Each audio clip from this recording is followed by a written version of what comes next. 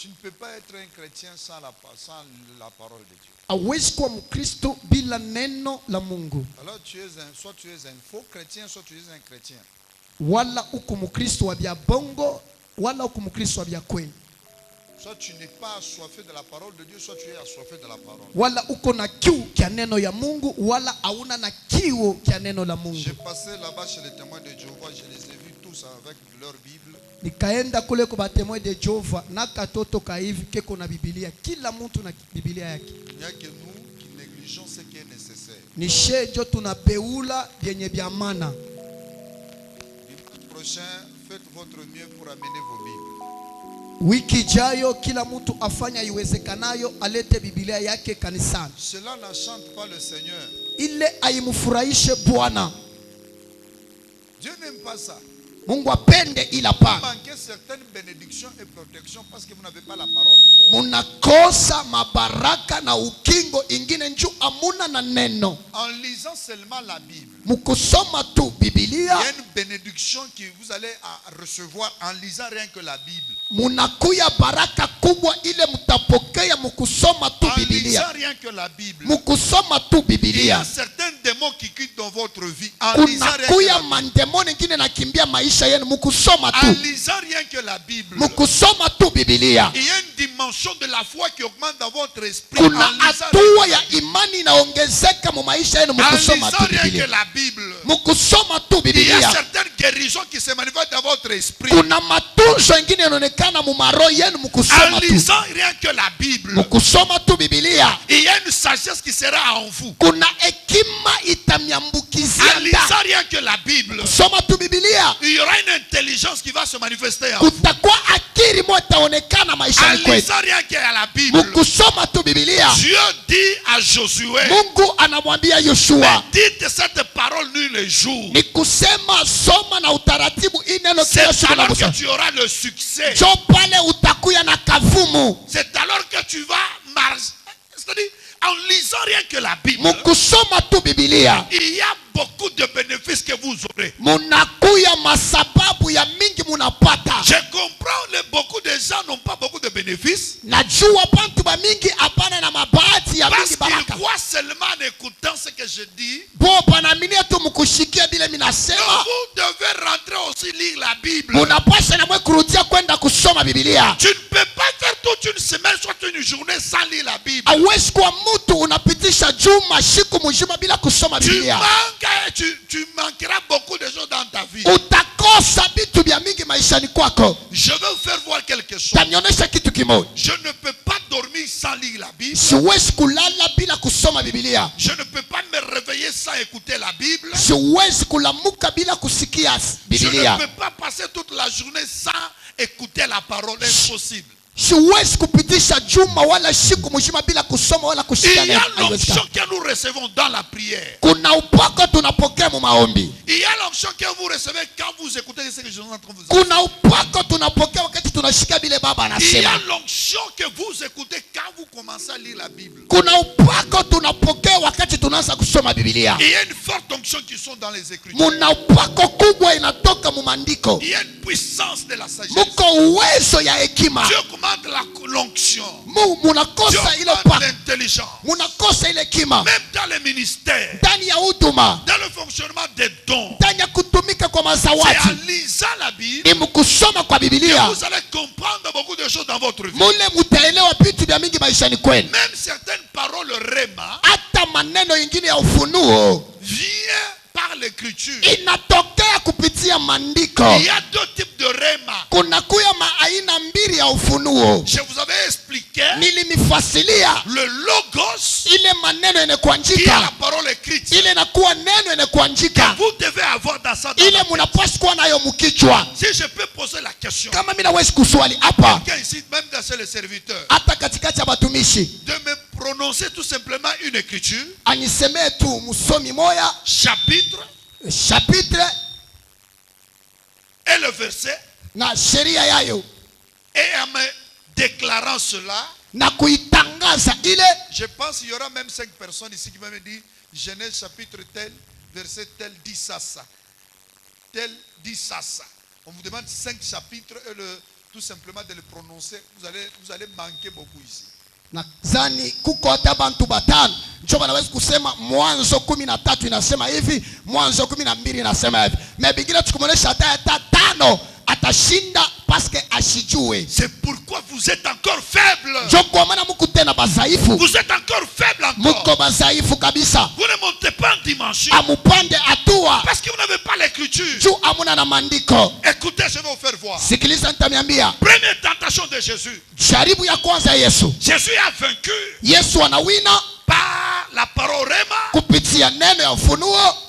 Tout ce qu'il a vaincu. Vyote bila riishi. Quand le diable est venu le tenter. Wakati ibilisi anakuwa kumjaribu. Jésus est en jeu de prière. Yesu eko mu mafungo ya maombi. La seule façon de renverser le diable. Namna moja kumpinduza shetani. C'était par il est écrit. Ilikuwa kupitia imeandikwa. Imeandikwa. Il est écrit. Imeandikwa. Tout était écrit. Yote imeandikiwa. Le diable lui faisait sortir les écritures. Shetani alianza kuwa anamtoshia maandiko. Le diable ne peut pas vous tenter en dehors des écritures. Shetani asiwezi kumjaribu nje ya maandiko. Quand on parle de la tentation, wakati banasema c'est majaribu par rapport à ce qui est écrit. ni kufuatana na yenye kuandikiwa. Le diable ne peut jamais venir vous tenter en dehors de ce qui est écrit. Shetani asiwezi kuwa kumjaribu nje ya kile kenye kuandikiwa. Impossible. Haiwezekani. Quand on parle d'une tentation, wakati banasema njoo majaribu, c'est par rapport à ce qui est écrit. ni kufuatana na yenye kuandikiwa. Il vient vous attaquer par rapport à ce qui est écrit. Anakuwa kumishambulia kufuatana na yenye kuandikiwa. C'est pourquoi il dit il est écrit. Njoo kwa maana anasema imeandikwa. Le Seigneur le remène aussi dans la parole. Bwana anamrudisha na yeye tena kuneno. Prenons cette écriture d'abord. Tubebe ile usomi mbele. Et je dois entrer dans le vif de mon sujet. Na mimi nitaingia mkishina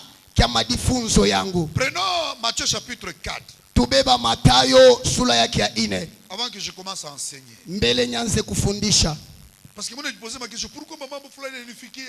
Pourquoi maman me fait inginer na kufikia parce que tu n'as pas les écritures? Amen. Tu n'es pas où tu es. Hauna pale wiko. À la parole de Dieu, tu vas renverser le diable comment? Utapinduza shetani je. C'est pourquoi vous tombez dans les tentations. Njoo kwa maana mnanguka mu majaribu. Et quand quelqu'un tombe en tentation, Wakati mtu ananguka majaribu, il perd la puissance, anakosa il perd uwezo, l'autorité, anapotesha il perd mamlaka, la gloire, anapotesha utukufu, il perd tout ce qu'il avait. anapotesha vyote bila alikuwa navyo. Matthieu chapitre 4. Mathayo sura yake ya 4.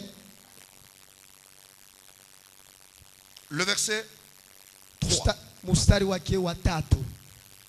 Commençons. Au nom de Jésus-Christ. Oui, Amen. prenons debout s'il vous plaît. Tushimame bwima tusome neno la Mungu. Vite, vite, écoutez un peu ça. Kwa Matthieu, haraka msikilize. Matthieu chapitre 4 verset 3. Oui, Le tentateur s'étant approché lui dit, oui, si tu es fils de Dieu, oui, ordonne que ce pierre devienne de pain. oui, Jésus répondit, oui. il est écrit, l'homme ne vivra pas de pain seulement, mais de toute parole qui sort de la bouche de Dieu. Jésus ramène le diable où? À la parole. À la parole. Yesu anamrudisha shetani Vous wa. ne pouvez pas renverser Satan vers votre parole. On renverse Satan vers la parole de Dieu. Hawezi kupinduza shetani na masemo yako. Tes paroles ne peuvent jamais renverser le diable. Masemo yako hawezi kupinduza shetani. Même tes déclarations, Hata makukiri kwako on renverse le diable panampinduza par shetani ce qui est écrit. kwa yenye kuandikiwa. Continue. Endeleshi. Le diable le transporta dans la ville sainte, Oui, le plaça sur le haut temple oui. et lui dit, Et lui dit, si tu es fils de Dieu, oui, jette-toi en bas, oui. car il est écrit. Il est écrit. Il Inandiko. donnera des ordres à ses anges à Oui. ton sujet, et ils te porteront sur le main, de peur que ton pied ne heurte contre une pierre. Jésus lui dit encore quoi? Jésus lui dit, Hein? il est aussi écrit. Il est aussi écrit. Imeandikwa tena. Il est écrit. Imeandikwa. Il est aussi écrit. Imeandikwa tena. Le diable ne peut pas fuir mes paroles.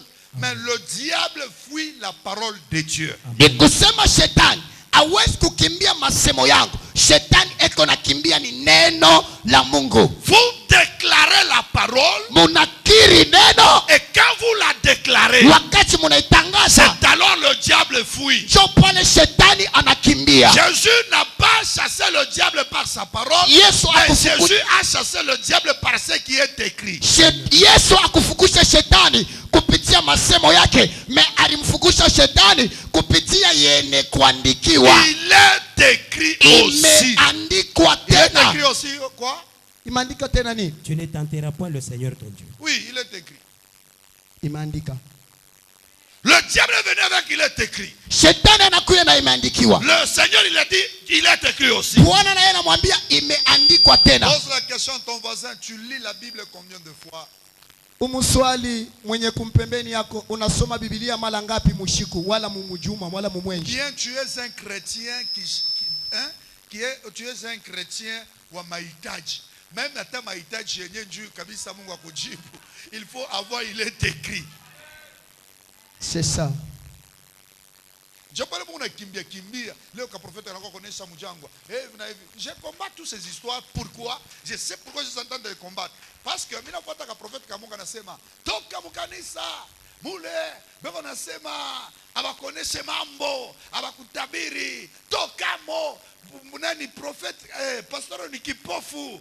Na mweko na kumiongoza na mwangara wenyewe wale kipofu. Yenyewe biloko nasema Ce qu'ils disent, ce n'est même pas écrit. nous avons besoin des prophètes qui sont outillés de la parole. Amen. Tuna lazima na panabii beko na kiu pene kuja tele na Parce neno. qu'un prophète qui n'est pas outillé de la parole Ule nabii ashina mwenye kuwa va na amener uhakika ya les neno. hérésies.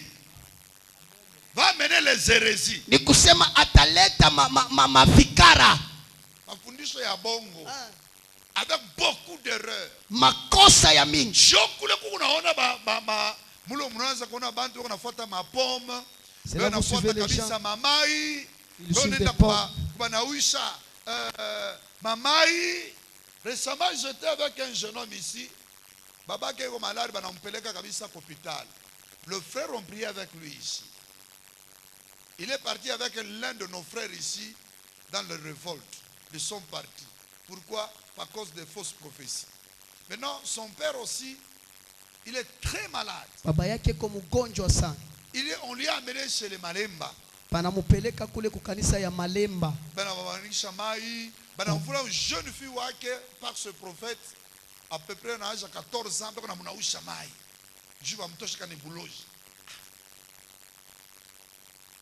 c'est quoi ça?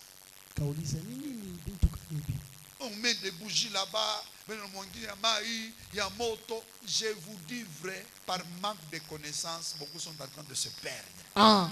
Mimi namiambia ukweli, kwa kukosa ufahamu pamingi beko napotea. Ce ne sont ni des prophéties ni des miracles qui nous approchent, qui manifestent que cet homme c'est un homme de Dieu. Non. On reconnaît un homme véritable de Dieu, un pasteur, un apôtre, un prophète. Partout vous allez voir, c'est par rapport à la parole. Haina miujiza wala maishara yenye namaanisha ke huyu ni mtumishi wa Mungu. Hapana. Prophète, pasteur, docteur, apôtre, wapya kweli tunamtambua ni kupitia neno. D'abord la parole. D'abord la connaissance de la parole. C'est pourquoi j'étais en train d'enseigner ce jour ici. Je les ai fait voir la différence entre le don prophétique niliweka achanisho kati ya zawadi ya unabii et un prophète. Na nabii. On est prophète par rapport au ministère prophétique. Mtu anakuwa nabii kulinganisha na huduma ya kinabii. Qu'est-ce qu'un prophète, soit un ministère prophétique? Ni nini nabii na nini huduma ya kinabii? Chaque ministère, kila huduma est lié par rapport à la parole. Inambatana kulinganisha na neno. Par exemple, si je dis c'est un pasteur, kama mimi nasema huyu ni pastori, son ministère pastoral ni huduma yake est kipastori lié par rapport à l'enseignement d'un pasteur. Inambatana na mafundisho ya pastori. C'est-à-dire un pasteur Ni kusema pastori est enseignant eko mwalimu de la parole wa neno pastorale.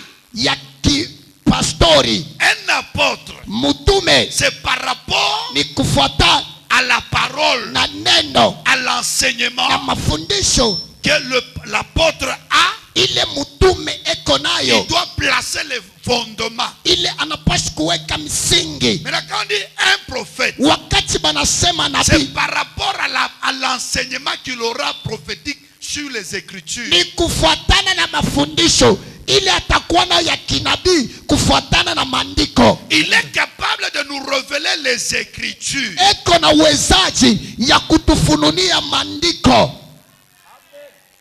Est-ce que c'est clair ça? Tuko wazi? Capable de nous révéler les Écritures. Mwenye kweneyana kwezi kutufungulia maandiko. Par exemple, je donne un exemple. Kwa mfano, naleta mfano. Dans la Bible, quand on parle d'un prophète, Mukibibilia wakati banasema nabii, c'est une personne qui est capable de nous parler dans 4 langages. anakuwa ni mtu eko na uwezaji ya kutusemezea mubipande ine. Vous allez prendre 1 Corinthiens chapitre 14, le verset 3. Tutabeba wa Korinto wa kwanza sura ya 14 mstari wake wa 3.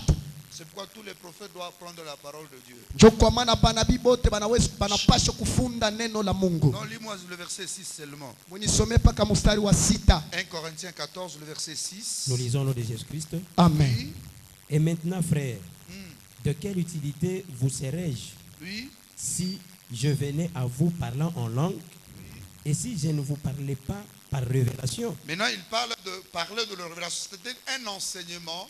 Anafundisha mafundisho. Quand il commence à parler sur les Écritures, Wakati anaanza kusema njoo maandiko, il révèle la pensée Ana- qui est dans l'Écriture. anafununa wazo iko mu maandiko. La révélation. Ufunuo. Ou par connaissance? Par connaissance, c'est-à-dire, on a connaissance, il y a mandiko. Eko na Par ufahamu ya exemple, maandiko. quand on parle par exemple sur la sanctification, Kama banasema njuu ya suivez-moi utakaso. très bien. Munifate mzuri. Par exemple, quelqu'un commence à prêcher sur la sanctification. Mtu anaanza kuhubiri pa utakaso. Il est capable Eko na de uwezaji nous expliquer qu'est-ce que la sanctification. ya kutufasilia utakatifu ni nini Selon les Écritures. kufuatana na Par maandiko. exemple, quand je parle de la sanctification, Wakati mimi namionyesha njoo utakaso, qu'est-ce que la sanctification? utakaso ni nini? Je l'avais expliqué l'autre fois. Nilifasilia mara nyingine. Alors, il y a 2 dimensions de la sanctification. Kuna hatua mbili ya utakaso. J'ai expliqué la sanctification, Minafafanusha utakaso c'est rendre quelqu'un saint, ni kufanya mtu kuya mtakatifu, soit le purifier, wala kumuosha, soit mettre à part wala kumuweka pembeni pour un service. juu ya kazi. J'ai expliqué aussi la 2e dimension de la sanctification. Nilifasilia tena hatua ingine ya utakaso, Se sanctifier. kujitakasa Ça veut dire se ni purifier, kusema kujiosha, se séparer. ni kuachana, Dans la kujitenga. première dimension de la sanctification, Hatua ya kwanza ya je utakaso vous ai expliqué dimanche passé, nilimefasilia juma ilibakia. Dieu nous tire, Mungu anatutosha, nous sépare du monde. anatutosha mudunia. Voyez-vous un peu ça? Munaona hivi, Il explique par connaissance anafasilia kwa ufahamu ce que dit l'Écriture. yenye imandikwa maandiko. C'est clair, hein? Niko wazi? Par exemple, sur le baptême. Kwa mfano ubatizo. Qu'est-ce que le baptême? Ubatizo ni nini? Un véritable homme de Dieu, soit évangéliste, soit pasteur, soit qui, soit prophète, soit apôtre, il doit être capable d'expliquer qu'est-ce que le baptême. Ni kusema pastori, evangelist, nabii wa kweli wa Mungu anapaswa kuwa na uwezaji ya kufasilia ubatizo ni nini. Un ancien de l'église, Mzee wa un kanisa, véritable chrétien, Mkristo wa kweli doit avoir la connaissance qu'est-ce qu'un baptême. anapaswa kuwa na ufahamu ubatizo ni Par nini. exemple, en connaissant, Kwa mfano ufahamu, qu'est-ce que le baptême? kusema ubatizo ni Le nini. baptême signifie tout simplement immerger. Ubatizo inasema kuambukiza, C'est-à-dire, kutumbukiza, kumutosha. tu as cette connaissance d'abord. Uko na ile ufahamu kia kwanza. Maintenant, quand on va te baptiser, Wakati batakubatisha, quelqu'un est en train de t'asperger de l'eau sur la ni tête. kusema mtu yako na kumwangia mai pa kichwa. D'abord, étymologiquement, Pale pale kwa mfano, mkuifikia mwafahamu. non. Mana d'abord, il y a un jina, il y a un mot baptême. Ne signifie pas asperger, signifie tout simplement plonger. Ni kusema maana yenye ya ubatizo haimalize kunimwangia mai, yo inamaliza kunitwanga mumai Et enlever ça. na kunitosha Spirituellement, kwa kilo.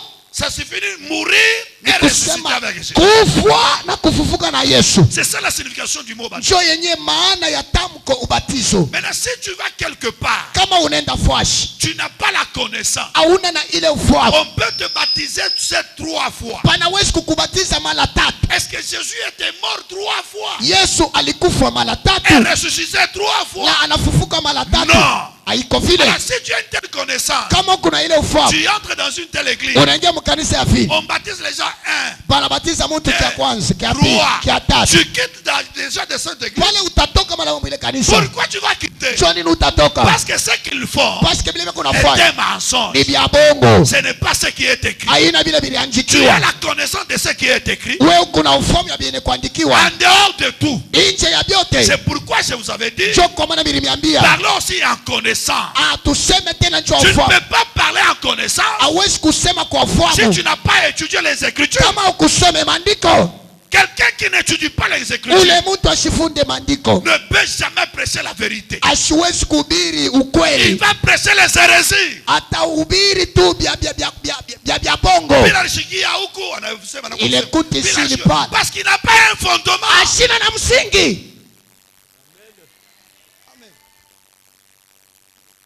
Mais quelqu'un qui a étudié, Mtu alifunda. quelqu'un qui a appris, Ule mtu aliadhibishwa. il est assis dans les Écritures. Anakala mu mafundisho mu Mais s'il maandiko. est attaqué par quelqu'un, Kama anashambuliwa na mtu, il sait faire ressortir les Écritures anajua namna kutosha maandiko. et renverser le contradicteur.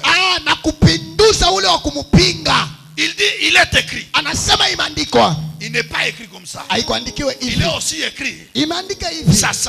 Hivi Tu hivi. as la connaissance. Huko na ufahamu. Il vous sera difficile qu'on puisse vous perdre. Itakuwa kigumu bamipoteshe. Je suivais par exemple sur la sécurité éternelle. Nilikuwa nafuata kufuatana na ukingo wa milele. C'est-à-dire la sécurité, la doctrine de la sécurité éternelle. Ni kusema Je vais vous ile expliquer. dini ya ukingo ya milele. C'est-à-dire, suivez-moi, je vais prêcher pendant 30 minutes. Tout ça, je suis en train de vous faire voir l'importance d'abord d'avoir les Écritures.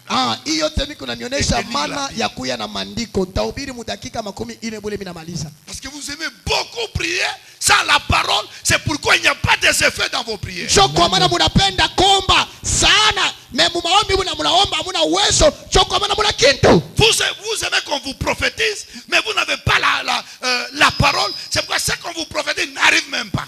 Munapenda ba mitabiri. Memu bile bile mitabiri. Amuna uwezo, amuna ufahamu. Cho kwa maana bile bile mitabiri. Abifike na mubione. Vous devez aimer d'abord la parole. Munapasa kupenda kia kwanza neno. Parce qu'au commencement était la parole. Juku mwanzo kulikuwa neno. L'écriture est très importante. Maandiko iko ya bei. Alors cette personne prêchait sur la doctrine de la sécurité éternelle. Na ule nduku alikuwa eko na ubiri pa ile dini ya ukingo ya kimilele. Il disait ceci. Alikuwa anasema hivi.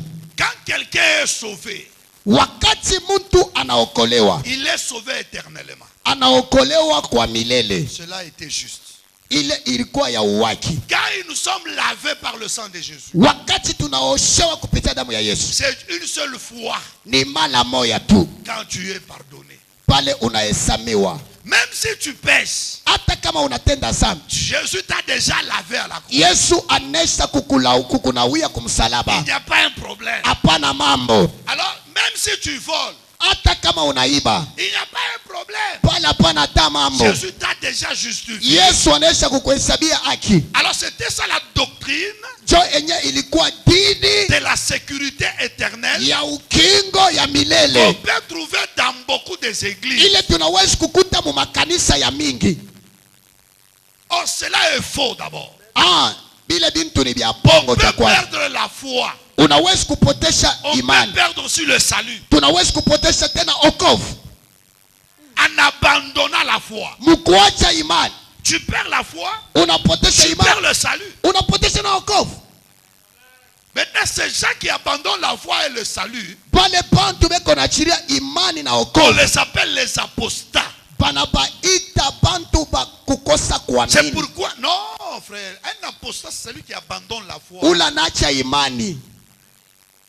On les appelle les apostats. banabaita bantu bakuachiria Une imani. personne qui abandonne la foi. Ule mtu anacha imani, Il commence à faire autre chose par rapport à la foi qu'il a. anaanza kufanya vitu vingine kinyume na imani eko nayo. Si je dis j'ai la foi en Christ, Kama mimi nasema niko na imani ndani ya Yesu, la première dimension de la foi, hatua ya kwanza ya c'est imani mettre ma confiance. Je commence avec le message maintenant dans 30 ni minutes. kusema kuweka tumaini yangu. Mimi naanza mjumbe mara moja Si mnifuate. la Bible nous dit que j'ai la foi en Jésus, Kama Biblia inasema niko na imani ndani ya j'ai Yesu, la confiance en Christ ni kusema niko na tumaini ndani ya Kristo pour qu'il puisse me sauver. juu aniokoe, Parce qu'il m'a sauvé juu au aliniokoa travers de la croix. kupitia Et msalaba. là, je vous explique clairement Sasa namifasilia wazi comment est-ce que le Seigneur nous a sauvés. vile namna kani Bwana Et alitokoa ce que toi tu dois faire après ton salut. na kile wewe unapaswa kufanya kisha wokovu C'est ce yako. que je vais vous expliquer clairement. Njoo kile mimi nitamifasilia wazi Dans l'esprit de la responsabilité, mwile roho ya madaraka. je vous avais expliqué ceci. Nilimifasilia hivi.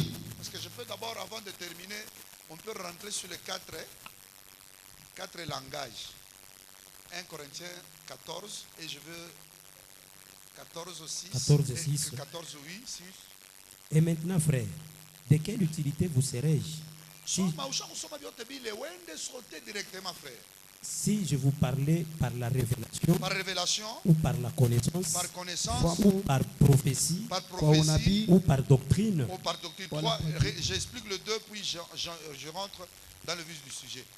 Quand quelqu'un est en train de prêcher, Wakati mtu iko nahubiri soit en train d'enseigner, wala iko nafundisha, il y a 4 langages kuna kuya langage ine qui doivent nous parler au travers des Écritures. yenye itatusemezea kumandiko. J'ai expliqué qu'est-ce que la révélation. Nilifasilia ufunuo ni nini, C'est donner le sens vrai qui est caché ni kuleta dans l'Écriture. maana ya vya kweli yenye kufuchikwa ndani ya maandiko. La connaissance, Ufahamu c'est nous expliquer ce qui est écrit ni kutufasilia yenye imeandikwa et expliquer mot par exemple. na kufasilia tamko pa tamko. Comme je viens de le dire, Hivi mimi natokea sur kuisema la sanctification.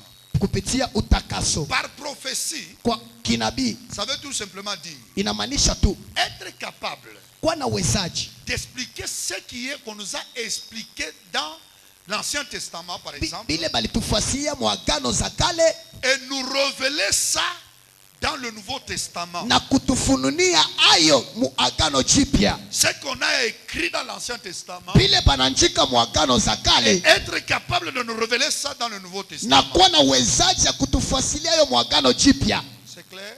Ni wazi. Hein? Amen. Par doctrine, Kwa dini c'est la pratique, ce qu'on doit mettre en pratique. inakuwa ni kutumikisha bile tutatumikisha, tutaweka mtendo. Par exemple, la doctrine la doctrine sur le baptême. Ni kufatana petetre na dini, kufatana na ubatizo, La doctrine, par exemple, sur la Sainte des Saints. wala dini kufuatana na meza la Bwana. La doctrine sur l'habillement. Wala dini kufuatana na kuvuala. La doctrine, par exemple, sur le port de la tête. Wala dini kufuatana na kuvika kichwa. Qu'est-ce que la Bible nous dit sur base de ça? Ni kinini Biblia inatuambia kufuatana na ile maneno? Qu'est-ce que nous devons mettre en pratique? Ni kinini tutatumikisha?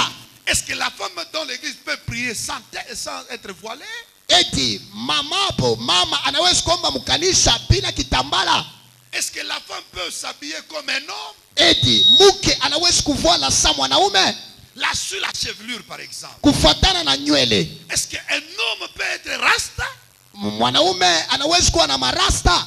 Ou bien, comment est-ce que la Bible nous parle par rapport à la chevelure? Biblia inatuambia nini kufuatana na mambo ya Est-ce nywele? qu'une femme peut s'habiller d'une fois? Comment est-ce qu'une femme peut s'habiller? Namna kani mama anaweza kuvuala?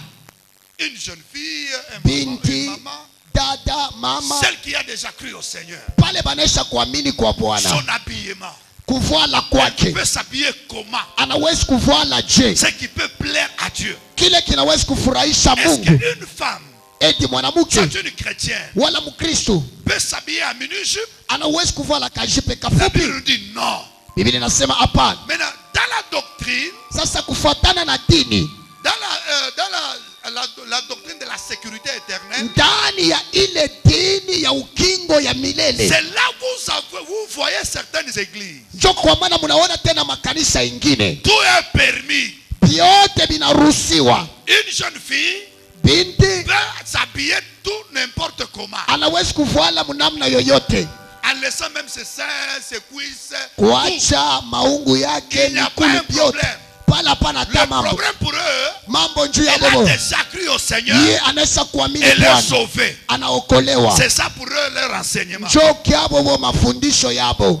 C'est pourquoi vous voyez dans de telles églises, Njo kwa maana mnaona ile il y makanisa a la doctrine munakuya de la dini sécurité éternelle. ile ya ukingo ya Tout le milele. monde, les homosexuels, tout le monde peut entrer. Bantu bote banaweza kuingia mubakowana, bibi na bibi, bwana na bwana banaweza kuingia Dieu hapo. aime tout le monde. Mungu anapenda bantu bote. Le problème, c'est avoir la foi. Mambo ni kuwa na imani. Dieu ne regarde pas le cœur. Mungu ashangalia yake Dieu moyo. ne regarde pas votre façon de vous habiller. Mungu ashangalia namna ya kuvala. Dieu regarde le cœur Mungu anaangalia ni roho, et Dieu regarde votre foi. na Mungu anaangalia imani yenu. C'est ça la sécurité de la doctrine, plutôt la doctrine de la sécurité éternelle. Njo yenye dini ya ukingo ya kimilele. C'est là que vous voyez dans ces églises, Njo kwa maana mnaona mwile makanisa tout est permis. vyote Ce vinaruhusiwa. sont des pasteurs Inakuwa ni qui mapastori ont la doctrine peko na ile de la dini sécurité éternelle. ya ukingo ya Ça mbingo. veut tout simplement dire, Inamaanisha tu le problème c'est croire mambo ni kuamini et tu, tu es sauvé. ya kusema Le unaokolewa. reste, Bingine bingine Dieu ne regarde pas Mungu ça. ashangalia yake ebyo. C'est dans ces églises-là. Njo mwile makanisa. C'est pourquoi on le prêche à avoir la foi seulement. Njo kule bero na bubiri tu ni imani, tubakwe na Dieu imani kunesha. regarde le cœur Mungu ye mwenyewe iko naangalia et ni il roho accomplit le miracle. na anatimiza miujiza. Ce sont des faux enseignements. Inakuwa ni mafundisho ya bongo, Ce sont des faux enseignements. inakuwa ni mafundisho ya Et ce bongo. sont des églises, moi je les appelle les églises apostates. Mimi naita ni ile makanisa ishakuacha imani. Parce que quand je crois au Seigneur, Wakati mimi naamini kwa Bwana, je suis sauvé par rapport à quoi? mimi naokolewa kufuatana na nini? À trois choses. Kubintu bitatu. Je suis sauvé de mes péchés. Naokolewa kwa mazambi yangu. Je suis sauvé de la mort Mimi naokolewa kwa lufu éternelle. ya milele. Je suis sauvé du séjour des morts.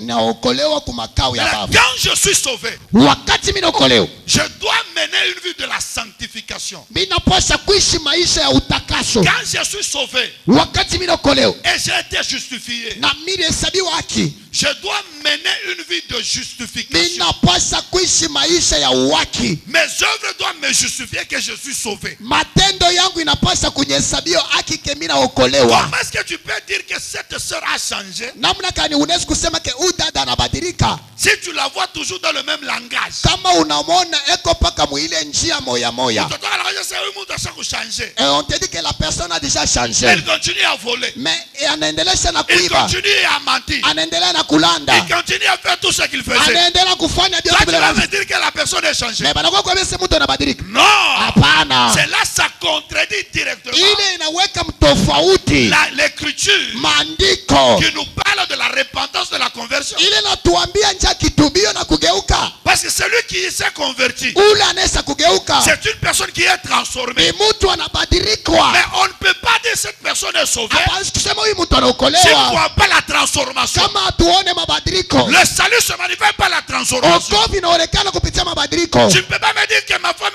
est sauvée, Hawezi kuniambia bibi yangu aliokolewa, ton enfant est sauvé, mtoto wangu anaokolewa, s'il n'est pas transformé. kama sibadilike. Le salut se manifeste par la transformation. Wokovu inaonekana kupitia mabadiliko. Si la personne n'est pas transformée, Kama mtu asheni mwenye alors kubadilika, nous doutons de son salut. sasa pale tunaweka shaka wokovu yake, Nous doutons de son salut. tunaweka shaka wokovu Il yake. peut chanter, Anawezi il kuimba, peut prier, anawezi il kuomba, peut prêcher, anawezi il kuhubiri, peut prophétiser, anawezi kutabiri, il peut faire des anawezi miracles. kufanya Nous miujiza. doutons de son Je, salut. tunaweka shaka wokovu yake. Sans la transformation, Wakati mabadiliko, sans la transformation bila mabadiliko du cœur, ya de moyo, l'esprit, ya du roho, ya comportement, matendo, nous doutons de ce salut-là. tunaweka shaka ule Bwana. Nous disons la personne est sauvée, Tunasema mtu anaokolewa c'est qu'elle manifeste les fruits de ni l'esprit. wakati anaonesha matendo ya kiroho. Les fruits fruit de l'esprit matendo ya kiroho prouve que inahakikisha cet homme a le huyu Saint-Esprit. mtu eko na Roho Mtakatifu. Parce que le Saint-Esprit Juu Roho se Mtakatifu manifeste par inaonekana ses fruits. kupitia Il matendo y a le yao. fruit de l'esprit, Kuko matunda ya Roho, l'amour, mapendo, la joie, furaha et tout ça, na vile vyote. la haine du mal. Chuki ya Nous vibaya, disons, tunasema la sœur dada est transformée, elle anabadilika, est sauvée. anaokoka. Après toi, tu es sauvé. Toi unaokolewa, Tu gardes le même langage. unasema namna Tu moya. es sauvé. Tu Unaokolewa, gardes le même habillement. unavala manguo moya Tu moya. dis tu es sauvé. Unasema unaokolewa, Tu continues à injurier ta unaendelea femme. kutukana Tu dis watu. tu es sauvé. Unasema Tu unaokolewa, continues à te prostituer. unaendelea kuendesha Tu dis tu es usharati. sauvé. Unasema Tu unaokolewa, continues à faire na tout ce que tu unaendelea faisais. kufanya vyote Nous tunavyofanya. doutons de ton salut. Pale tunashaka wokovu yako, Nous doutons ça. tunaweka mushaka. Amen, Nous doutons. tunaweka mushaka. Tu es sauvé. Unasema unaokolewa, Tu ne sais pas pardonner les gens. haujue kusamea Nous watu. doutons de ton salut. Pale tunaweka shaka Parce wokovu que yako. celui qui est sauvé Ule anaokolewa doit marcher anapaswa kutembea selon la foi de la parole. kufuatana na neno la Qu'est-ce Bwana. que ta foi te dit? Ni nini imani yako inakuambia? Qu'est-ce que la foi te dit? Ni nini imani inakuambia? Parce que la foi vient de ce qu'on entend. Juu imani inatokea kwa vile Ce qu'on tunasikia. entend vient de la parole de Dieu. Vile tunasikia vinatokea kwa neno la Mungu. Et quand j'écoute la parole, Wakati nasikia je neno, mets confiance à cette parole. mimi napaswa kuweka imani La mwile seule neno. chose que je dois faire, Kile kitu chote mnapaswa kufanya, mettre cette parole en pratique. kuweka ile neno mtendo. Cela te montre Ile inaonesha que moi, j'ai mie la foi. niko na imani. Tout ton mari, Weka shaka bwana yako. s'il n'applique pas la parole de Dieu, Kama situmikishe neno la Mungu, toute ta femme, tout le monde, weka mushaka bibi yako pantu j'ai bote. tout. Mimi naweka mushaka. Si tu me dis que tu es sauvé, Kama unaniambia mais unaokolewa, tu ne mets pas la parole de Dieu en mais pratique, aweke neno la Mungu mtendo. c'est quel type de salut? Wokovu gani ile uko nayo? C'est pourquoi celui qui est sauvé Ule anaokolewa doit manifester les fruits. anapasha kuonesha matunda. Hapana, mpaka vile ulikuwa na comportement mbele ya bibi yako, Tel que tu t'es comporté devant ta femme, c'est le même comportement on affiché dans Léo. ni paka tabia moya moya que tu te comportes jusqu'aujourd'hui. Ce que je vous avais dit, Kwa maana mimi vous devez nimeambia tirer attention. unapasha kukeba ange, Tu dois être sauvé. unapasha kuokolewa, Tu dois manifester les fruits du salut. unapasha kuonesha ile matunda ya wokovu. Maintenant, je conclue dans 20 minutes, suivez-moi. Sasa mimi namaliza mudakika 20 munifuate mzuri. Le sujet d'aujourd'hui, Kishina kia leo je vais vous expliquer l'importance de la justice. nitamisemezea maana ya uwaki. L'autre fois, je vous avais dit, Wakati ingine nilimiambiaka nous n'avons pas été sauvés par rapport à nos œuvres, atukokolewe kulinganisha na matendo yetu, mais nous avons été sauvés metuliokolewa par la grâce. kupitia neema. Maintenant, je vais vous expliquer comment. Tamifasilia namna Et gani celui qui est sauvé par la grâce, na ule anaokolewa kwa neema. est-ce que les démons peuvent continuer à le tourmenter? Edi mandemoni inawezi kuendelea Mais kumvuruka. si les démons continuent à le tourmenter, Kama mapepo inaendelea qu'est-ce kumvuruka, que la personne doit faire? kinini mtu anaweza kufanya? C'est très important. Ni ya bei Est-ce sana. que les lois de la famille continueront dans ta vie? Eti masheria ya kizazi itawezi kuendelea kutumika maisha yako? Non. Hapana. Mais si ça se manifeste, Sasa kama inaendelea, qu'est-ce que tu dois faire unapaswa kufanya nini pour que cela s'arrête? juu ile ishimame? Est-ce que tu vas continuer à être malade? Utaendelea na kugonjwa? Non. Hapana. Si tu continues à être malade, Kama unaendelea na qu'est-ce que ugonjwa, tu dois faire unapaswa kufanya pour nini que la maladie disparaisse? juu malari itoke? Tu dois continuer à être dans le blocage? Utaendelea kubakia mubufungwa? Non. Hapana. Qu'est-ce que tu dois faire Unapaswa kufanya pour que nini ces blocages disparaissent? juu ile mabufungwa Parce butoke? que Jésus est venu nous sauver de tout. Juu Yesu anakuwa kutokoa mubyote. Maintenant, j'explique. Sasa mimi nafasilia. Nous sommes dans Romains chapitre 3. Tukumu wa Roma sura yake ya 3. Romains chapitre 3. J'explique clairement ça. Niko nafasilia wazi Suivez-moi wazi. très bien ici. Munifate mzuri hapa. Nous commençons au verset 21. Tunaanza kumstari wake ya Nous kumi. commençons au verset 20. Tunaanza kumstari wake ya 12.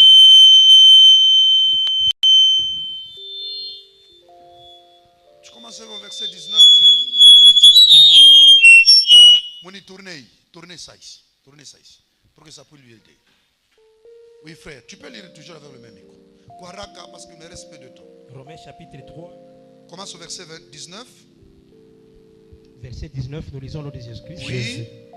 Or, nous savons que tout ce que dit la loi, oui, elle le dit à ceux qui sont sous la loi, oui, afin que toute bouche soit fermée devant. et que tout le monde soit reconnu coupable devant Dieu. Maintenant, j'explique ce point.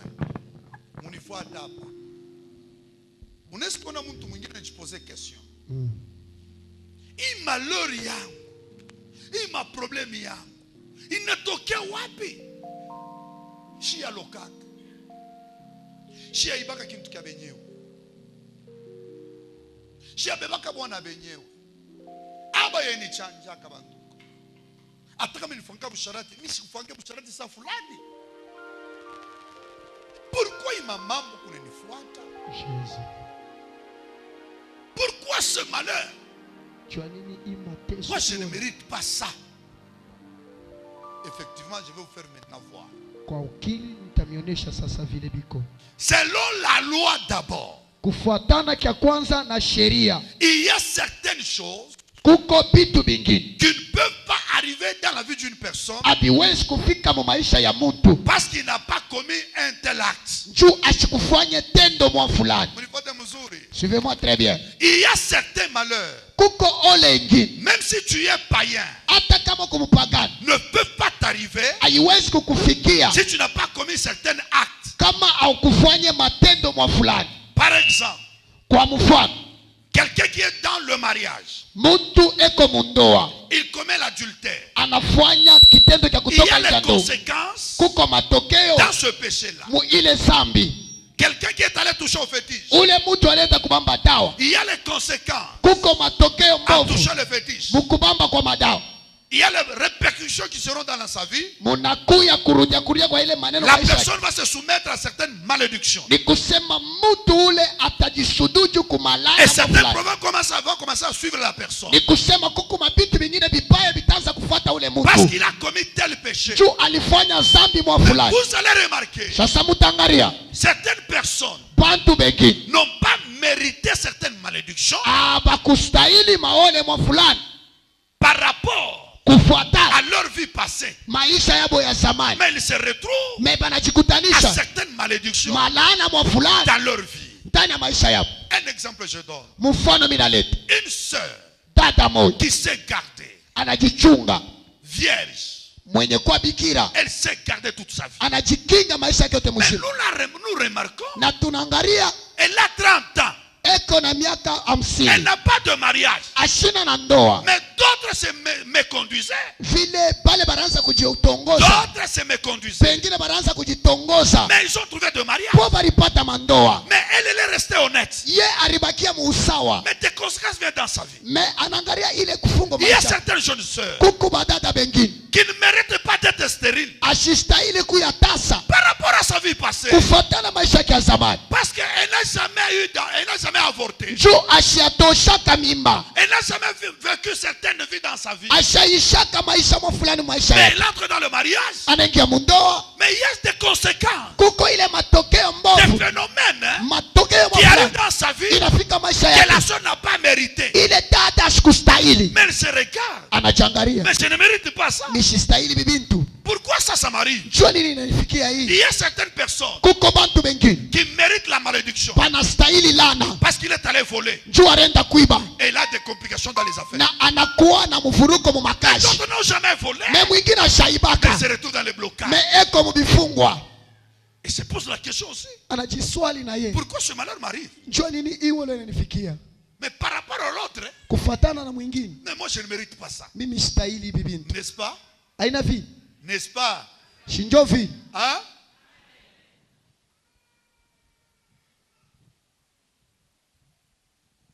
C'est pourquoi je vais vous faire voir encore. Jo kwa maana mimi nitamnyonyesha Il y a tena. ce que nous appelons la loi de l'héritage, Kuna kuya ile tunaita sheria ya urithi. qui est en dehors de tout ce que vous avez commis comme acte.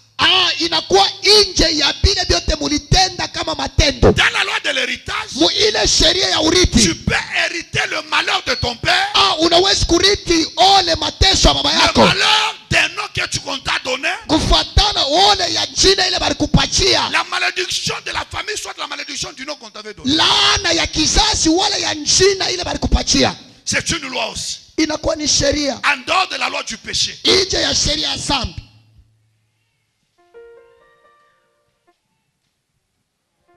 C'est pourquoi j'avais parlé aussi sur la loi de la consécration. Njo kwa maana tena nilisema njoo ya sheria ya kutowewa.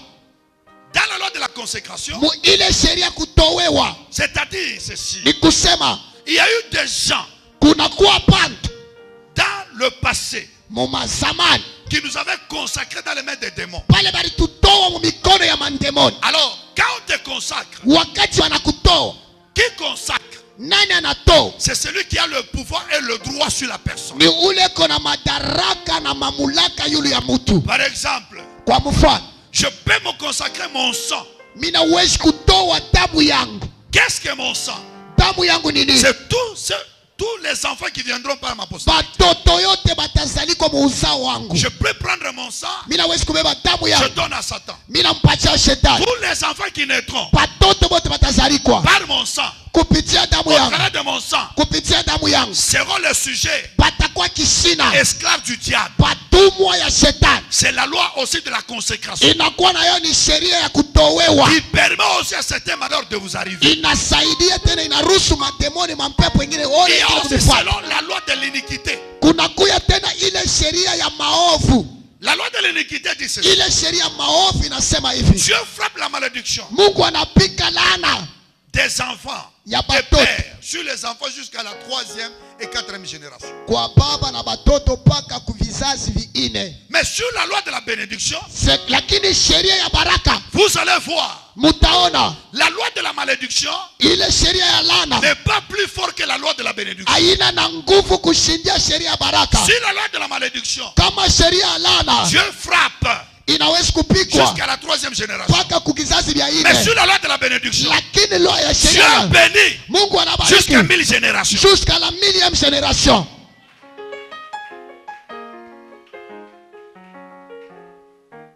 Maintenant, comment faire Namna kani kufanya pour annuler tous ces problèmes?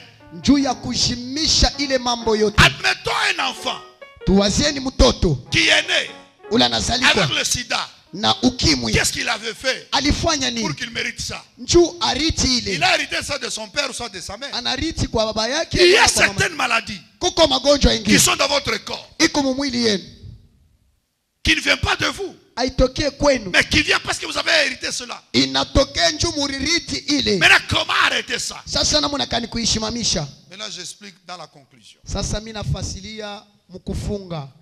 Kichwa kiko na kuma sana. La tête te fait mal, tu es mauvais tête. Banenda kopitalo. On t'amène à l'hôpital. Aupone, abapate malari. Tu n'es pas guéri, on trouve pas la maladie. Qu'est-ce qui s'arrive? Ni nini nafika? Mettre au monde toujours par césarienne.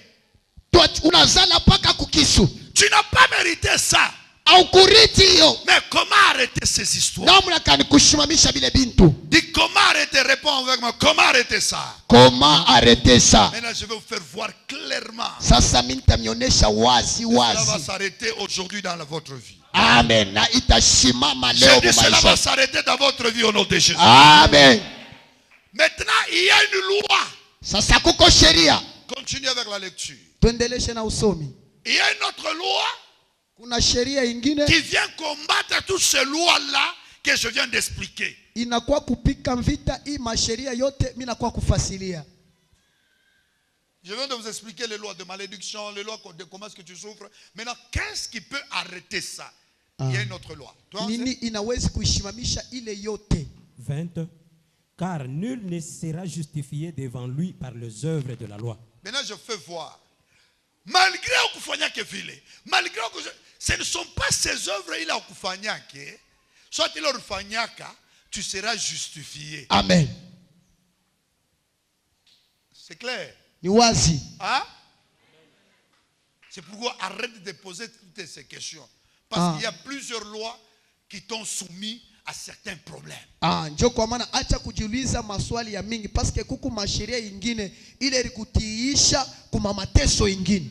Par exemple, manakuzala. Peut-être Peut-être on t'a enfanté. Bantu bote bana kurejeter. Tout le monde t'a rejeté. C'est une autre loi qui se vient dans ta vie. Ah, ni sheria ingine inazali kwa Et maisha yako. certains démons qui vont commencer à te Na poursuivre. kuku mandemoni ile tanza Parce que kukusindikisha. tu es sans rejeter. Njoo palikutupa. J'ai vu aussi certaines lois. Milione tena masheria ingine. Bwana anafuisha bibi.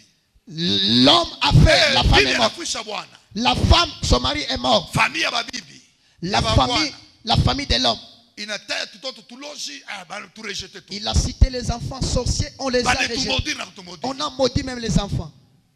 Certains démons possèdent ces enfants. Mampepo mo fulani mandemoni inashika bale batu. Ils n'ont rien fait. Abakufanya kitu. Parce qu'il y a la loi de la supériorité Njoo kuku ile sheria ya bukubwa. qui les a soumis à certaines lois de la malédiction. Ile ribatiisha kusheria moya ya laana. Maintenant, comment arrêter cela? Namna kani kushimamisha C'est hiyo. pourquoi inutile de te poser des questions. Njoo kwa maana aina na maana ujiswali Pour maswali ya dire, mimi. moi, ce n'est pas mérité. Tu as mérité selon les lois et les principes de Oh, la nature. me ulistahili kufuatana masheria na umbo ya binadamu. C'est pourquoi Paul est en train d'expliquer. Njoo kwa maana Paulo eko na sheria. Personne ne sera justifié Hakuna mtu atahesabiwa haki par rapport à ses œuvres. kufuatana na matendo Hauna yake. kiosese, mimi sikufanyaka Tu mama n'as kwa pas dit, nifanyaka. moi je n'ai pas fait Gambo ça. yako alifanyaka.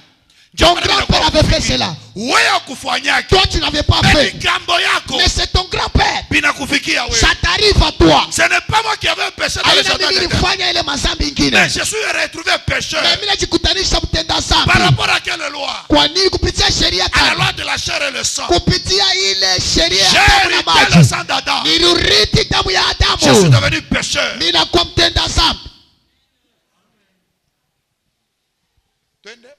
On continue. Puisque c'est par la loi que vient la connaissance du péché. Oui, Mais maintenant, oui, sans la loi est manifestée la justice de Dieu, oui. à laquelle rendent témoignage la loi et les prophètes. Maintenant, continuez. Endelesha. Justice de Dieu par la foi en Jésus-Christ pour tous ceux qui croient. Il n'y a point de distinction.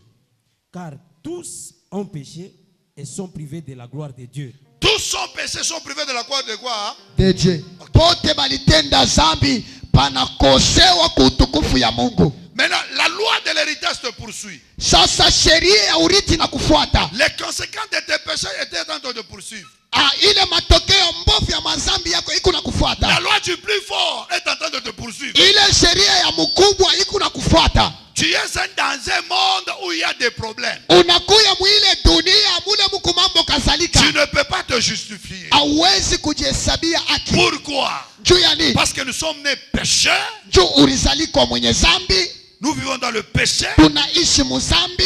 Et nous avons été, tout le monde a été condamné. Na hakuna ta mtu moya ule bote walihukumiwa. J'avais prêché sur deux attributs. Nilifasilia pa makazi mbi. C'est pourquoi, kama kunaomba, C'est pourquoi lorsque tu pries, ne cherche pas à te justifier devant Dieu. hapana kutafuta kujisambia mbele ya Mungu. Écoutez ce que je vais vous dire. Mshike bila mimi nafia miambi. Quand je suis en train de prier, Wakati ni kunaomba, je ne cherche pas à me justifier. sitafuta kujisambia. Tu vas tomber dans la condamnation. Utanguka muhukumu. Exemple que je suis en train de Mfano mimi namipatia. quelqu'un qui est en train de prier. Mtu eko naomba. Baba, Baba, oui, monsieur atoshaka mimi. moi je n'ai pas encore avorté. Pourquoi mimi nashinda kuzala? Pourquoi je ne mets pas au monde? Shenda kwa mfumu. Je n'ai jamais allé chez un défunt. Pourquoi il malheur kunanifuata? Pourquoi ces malheurs m'arrivent? Mie. Moi, Si abebaka kintu kia Mungu. je n'ai jamais pris la chose de quelqu'un. Mambo yenyewe kunifikia. Le problème ici ne peut pas m'atteindre. Maintenant tu veux te justifier par rapport à tes œuvres. Unataka kujisambia kufuatana na matendo yako. Là maintenant tu es directement condamné. Pale mala moya unahukumiwa. C'est clair ce que j'ai dit? Ni wazi vile mimi nasema. Hein? Ne faites jamais de telles prières. Hapana kufanya maombi ya vile.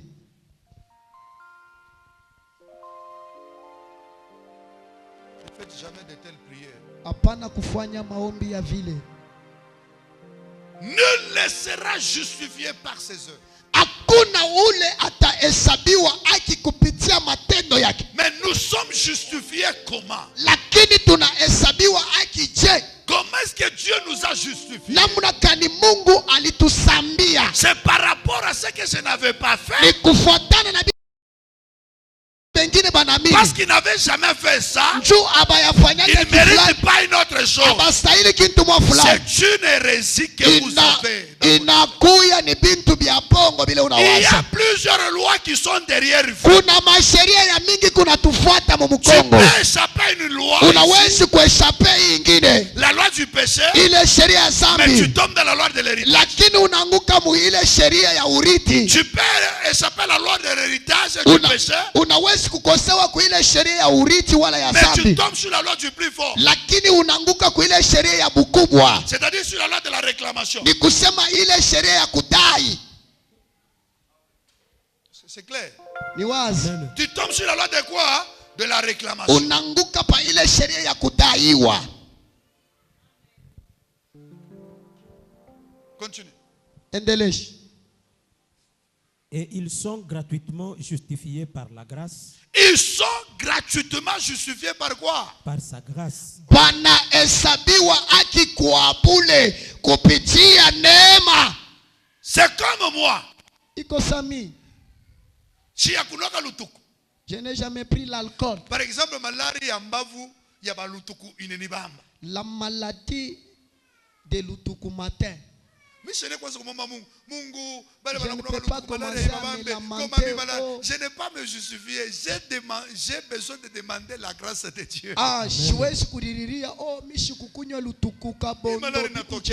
Oui, tu peux te poser de telles questions. Unaweza kuuliza maswali hivi. Bale banakunawa lutuku nje wanapaswa kulukula malaria. C'est là qui prennent de l'alcool. Ya mikozi, Ce manani sont kuna eux qui peuvent osa. tomber de Mais telles il maladies. arrive, ouais, peut-être c'est la loi, tu es tombé dans la loi de la réclamation, soit de la loi de l'héritage. Tu ne sais Saa pas ça. zingine unaanguka mu sheria ya kudaiwa wala ile sheria ya urithi. Ce n'est pas par rapport à tes œuvres ici. Haina kufuatana na matendo yako. Maintenant, pour que le Seigneur te Juu sauve, Bwana akuokoe, tu dois rentrer sur la loi de la grâce. unapasha kurudia ku sheria ya neema, Pas sur la loi des œuvres. hapana pa sheria ya Il faut matendo. tirer attention vers la loi des œuvres. Keba ange na sheria ya matendo, Il faut entrer dans la loi de la grâce. inabidi kuingia mu sheria ya neema. Maintenant, j'explique la loi de la grâce. Pale mimi nafasiria sheria ya neema. La loi de la justice, Ile sheria uwaki dans le jardin d'Éden, mu bustani ya Eden nous a condamnés. ilituhukumu.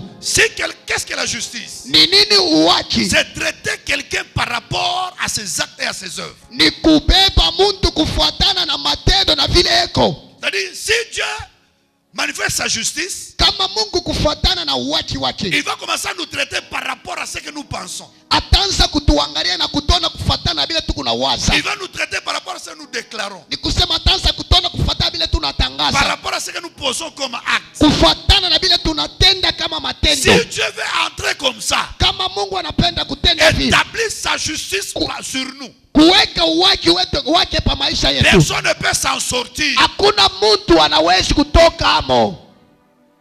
Nous allons tous mourir. Shebote tutakufa. Maintenant, pourquoi est-ce que Dieu veut nous justifier? Juu ya nini Mungu anataka C'est kutusambia? par rapport maintenant à son amour. Ni kufuatana na mapendo yake, Par la loi de la justice, kufuatana na sheria ya nous avons uwaki. été condamnés Shebote tulihukumiwa, parce que nous tous on était en Adam. juu shibote tulikuwa mu Adamu. Nous tous ici on était en Adam. Shebote hapa tulikuwa mu Quand Adamu. Adam a péché, Wakati Adamu anatenda nous sana, tous nous avons péché. shebote tunatenda C'est la sana. loi de l'héritage. Ile sheria ya urithi. Amen. Amen. C'est clair, agitons les mains. Ni Agitons wazi, les mains. tenkesha mkono. Vous êtes ensemble avec moi. Tuko pamoja na mie. Est-ce que nous sommes d'accord avec moi? Maintenant, regardez la loi maintenant. Sasa mwangalie sheria. Nous tous on était morts. Shebote tulikufa. Malheur inaanza kutufuata ma problème tout ça. Le problème mambo inaanza kutufuata vyote. Maintenant, la loi de l'amour Sasa sheria ya mapendo de Dieu vient. ya Mungu inakuya, Il cherche à nous sauver. inatafuta kutuokoa. Oh, la loi de la justice Sapo ile sheria nous waki condamne et inatuhukumu, nous juge par rapport à nos œuvres. akufuatana inatusambisha C'est kufuatana na pourquoi matendo. quand la loi de Moïse est venue, Ndio kwa maana wakati sheria ya Musa inakuya, elle jugeait les gens par rapport à leurs actes. ilikuwa na hukumu bantu kufuatana na matendo yabo. Tu coupes l'oreille de l'autre, Unakata riziki ya mwingine, tu n'as pas te justifier. hauna na On kujisambia, va aussi te couper l'oreille watakukata na wewe rizikio parce que tu as coupé l'autre. njoo ulikata mwingine Parmi certaines lois, kufuatana na ile masheria ingine. si on trouvait une sœur, Kama banaanza kukuta dada, Par exemple, un homme se marie à une sœur. Mfano bwana anaoana na bibi. Je ne veux pas entrer dans ça. Shitengia mwile. Par exemple, quelqu'un qui vole. Kwa mfano mtu anaiba.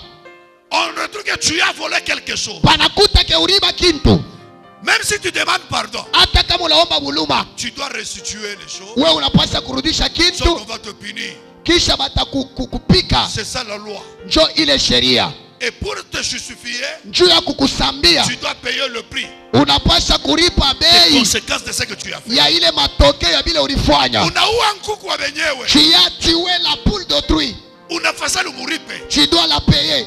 Soit, Ou bien banaua wako na on wewe. va tuer aussi les vôtres. C'est-à-dire, on payait les gens Ni kusema naanza kulipa par bantu rapport à tout acte qu'ils posaient. kufuatana na matendo yote banaanza kufanya. Et quand il payait ça, Wakati banaanza kulipa, c'est alors il était justifié. njo pale anaanza Mais il y kusambiwa. a aussi certaines choses. Kuko vitu vingine, Si quelqu'un pose cet acte, kama mtu anafanya ile tendo il n'y avait pas le pardon, akukukuya on usama, devait le lapider. balipasa kumupika maibwe. C'est-à-dire, il y avait certains péchés Kulikuwa manzambi ingine qui ne méritaient même pas qu'on tu puisses payer. haikustahili hata uripe, Mais on devait te lapider. balipasa kukupika maibwe Et tu meurs. na unakufa. C'est comme ça.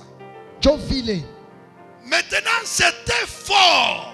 sasa, pengine nguvu. C'est pourquoi même cette loi continue à agir sur la terre. Njo kwa maana hata ile sheria inaendelea kutumika pa Il y dunia. a de ces gens-là qui meurent Kuko bale bantu beko na kufa parce qu'elle va vivre benyewe. juu alibeba la femme d'autrui, Anapiga kapopo, on l'a tué, anakufwa. il est mort. Kama mtu mwingine Il y a une autre personne, aliba tu ni kitumbula, il a volé juste le beignet, banamuchoma. on l'a brûlé.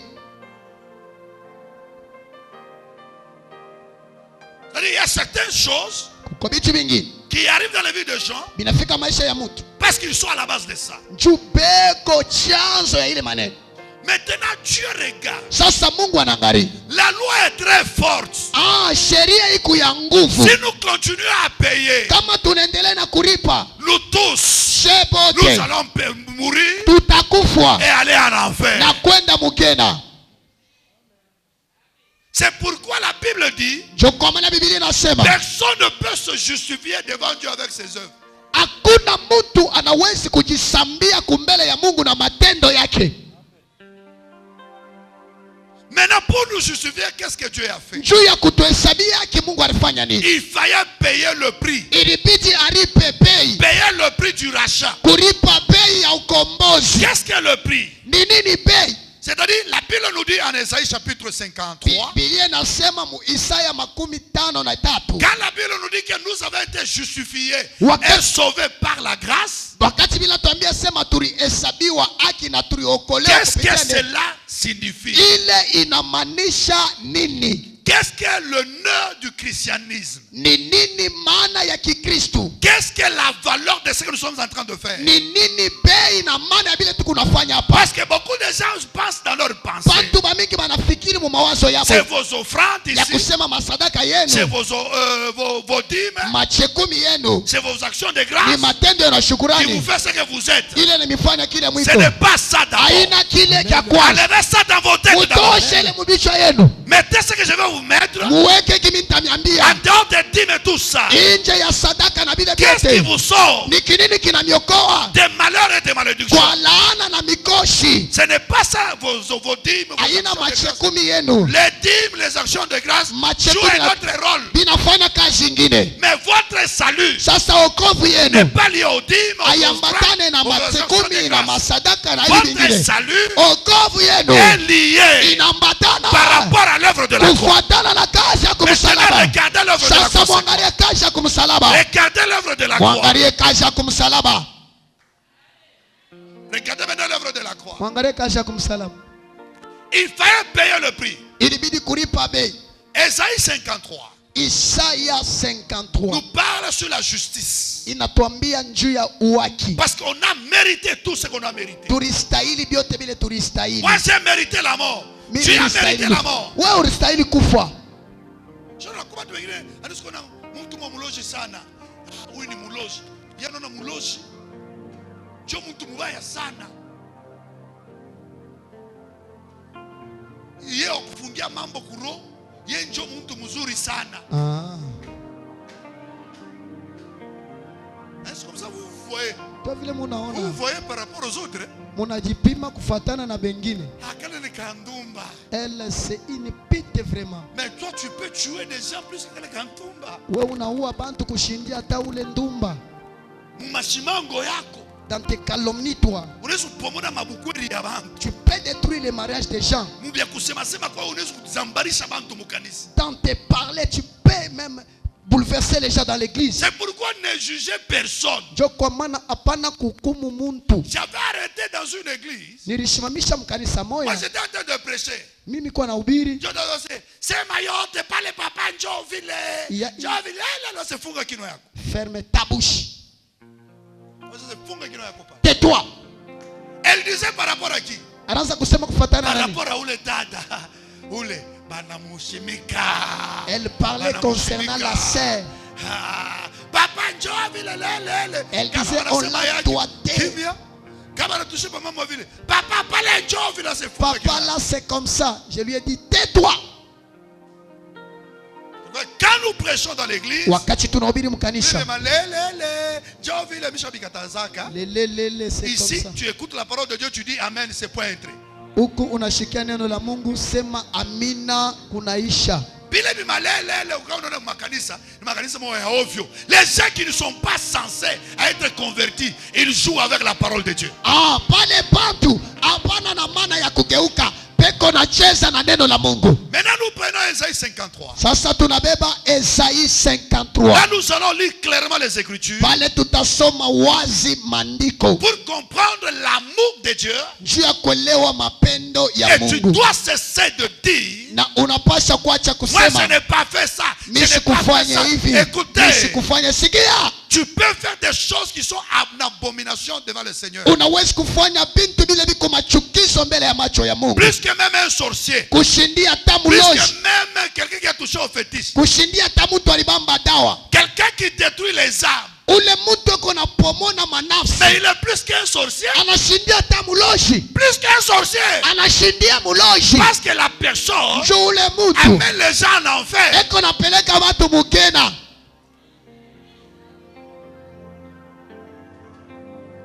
Ésaïe 53. Isaya 53:53. On commence au verset 3. Isaya 53 na mstari wake Je wa réponds 3. maintenant sur l'amour de Dieu. Comment est-ce que Dieu nous a justifiés et comment est-ce que nous sommes sauvés. Na hapa niko nasemezea namna kani Mungu alituhesabia haki na namna kani Mungu alituokoa. Je lis. Soma baba. Ésaïe 53, 3. Méprisé et abandonné des hommes. Méprisé et abandonné des hommes. Mwenye kuzaliwa na mwenye kuachiliwa kwa Ici baba. maintenant, Hapa sasa il fallait ce que nous appelons la justice imputée. La justice imputée, c'est-à-dire quoi? la justice imputée ni kusema nini? Quand on parle de la justice, il nous a imputé. Je vais lire cette écriture dans Romains. Vous Mtasoma allez, ile je vais lire usomi cette Uroma écriture. na mtaelewa. Avant de lire cette écriture, Bila kusoma ile usomi, j'explique d'abord la justice imputée. mimi nafasilia mbele ile uwaki ya impute. C'est que Esaïe est en train de nous lire. Ile Isaya eko nasema hapa. Maintenant, quand moi j'ai fait ça, Wakati mimi nilifanya hivi, mon péché devait produire par exemple ma mort. zambi yangu ilipasha kuzala lufu yangu. J'ai commis un tel péché Mimi natenda zambi mwa fulani. quand j'étais païen. Wakati nilikuwa mpagani, j'ai pris la femme d'autrui. Mon péché a produit une malédiction. Likusema zambi yangu inazala laana mwa fulani. Est-ce que vous avez compris ça? Munaelewa? J'ai hérité les malédictions et les liens de mes parents. Binariti ile laana ya bazazi yangu. Tout ça sur mon compte. Byote bile pa mwili yangu. Il y a de certaines paroles que j'ai fait sortir. Kuko ile masemo ingine militosha. Ça a blessé le cœur. Ilivunja maro. Quelqu'un a tombé même malade. Il y a quelqu'un qui est tombé avec la maladie de l'estomac. J'ai parlé par exemple. Je milisema za zingi. Quand Et le travail de la personne est arrêté. L'enfant est tombé malade. Et le père, le travail déjà fini. Parce que je n'ai pas d'argent pour payer son enfant à l'hôpital. L'enfant est mort. Celui qui était à la base, c'était moi. Pourquoi? Parce que j'ai menti au travail et on l'a arrêté le travail. Et son enfant est tombé malade. Et son enfant est mort. Tout cela, ça sur mon compte. Les gens quand ils verront l'enfant mourir, les gens commencent à pleurer. Si j'ai travaillé, mon enfant ne devait pas mourir. À cause d'un 50 000 francs. C'est ce qui a fait que mon enfant puisse mourir. Il se rappelle. C'est toi qui avais fait en ce qui dans ton compte. Toi tu ne connais même pas ça. Mais dans la monde celui qui est à la base de la mort de l'enfant, c'est toi.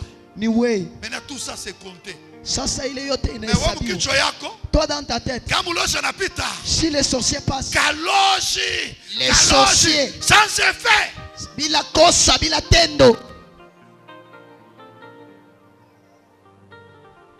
Il y a certains enfants qui sont des vagabonds.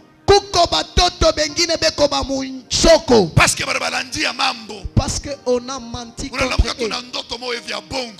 On a menti quelque chose pour l'enfant. Parce que ce n'est pas ton enfant, c'est l'enfant de ton frère. Tu commences à mentir que c'est un sorcier. Lorsque cet enfant vient dans sa vie, le mensonge que tu prononces, on a chassé cet enfant. Elle est devenue chégué. Dans ton compte, toi tu es déjà oublié. Tout ça, ce sont des choses qu'on a commises dans la vie passée, présente, dans tout, qui nous ont causé des malheurs et des malédictions. Tout ça, on a mérité. Maintenant, selon la justice, on mérite ça. Maintenant, pour sauver les gens de tels problèmes, il fallait l'amour de Dieu.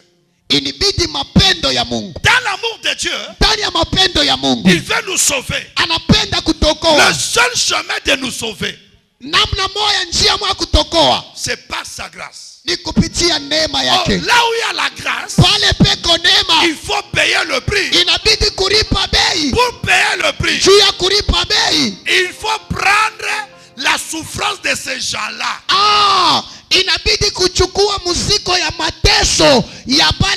Une seule façon de sauver les gens, il fallait qu'ils prennent nos péchés, nos souffrances. C'est la seule façon dont Dieu pouvait nous sauver. Pas par n'importe la parole, non.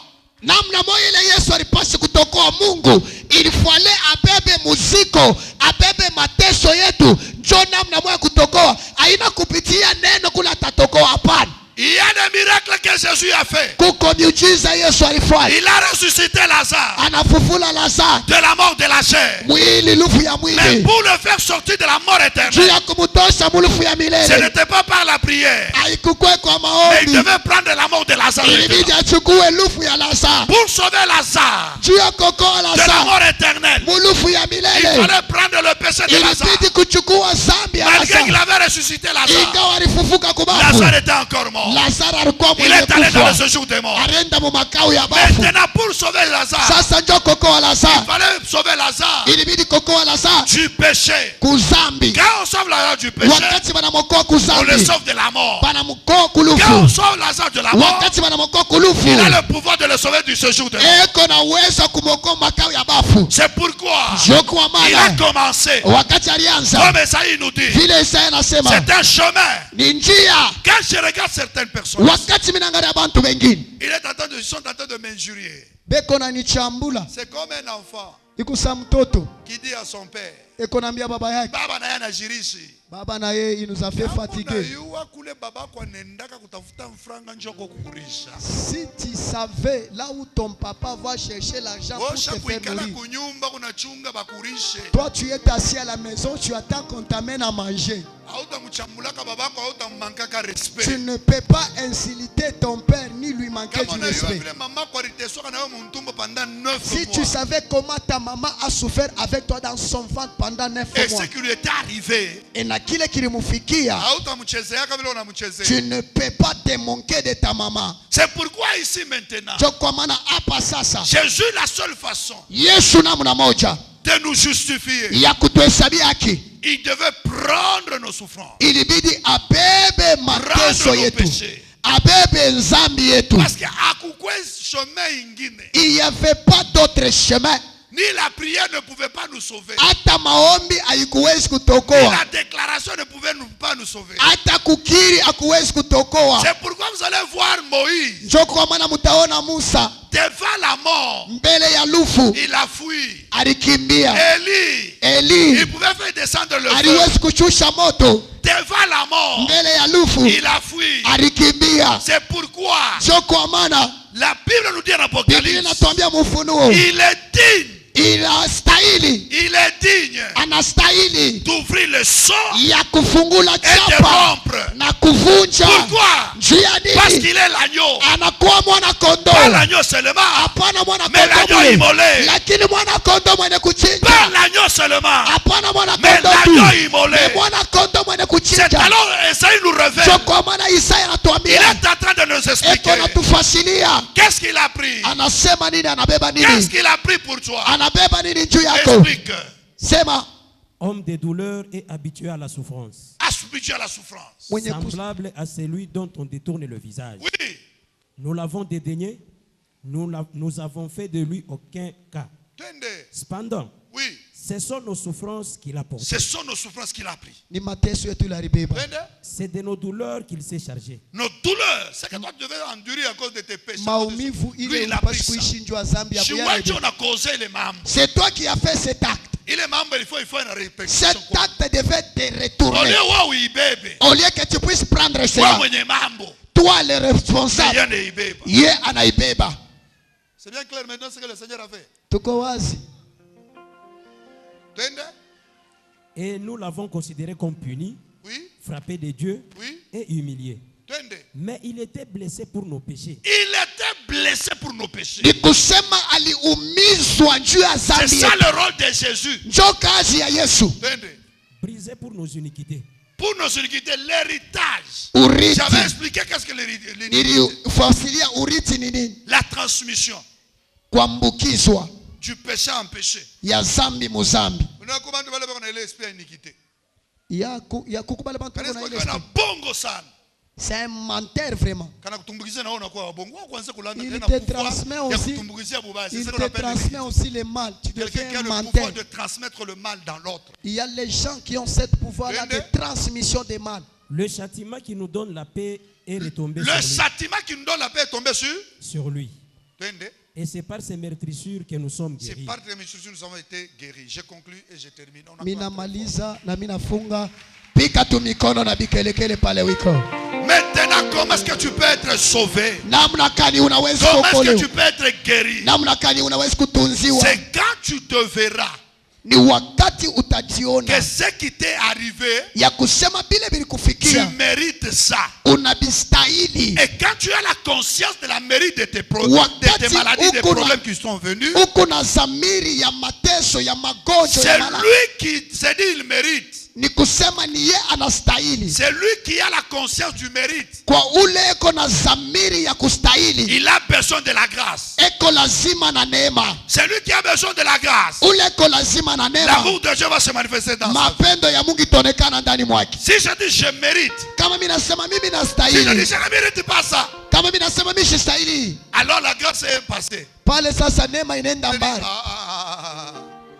Je mérite, Seigneur. Mimi nastahili Baba, Fais-moi grâce. unifanzie neema. Parce que auyeni mambo kanurifanyake kwa la base ya ile unakufikia. Tu ne sais pas quel genre de problème que tu as fait qui est à la base de ce que tu es en train de vivre. Wononaka ni paka ile urifanyaka. Kuma mambo lo sakufanyaka. Toi tu vois que c'est que toi tu vas avec les yeux. Il y a de ces choses-là que tu as fait.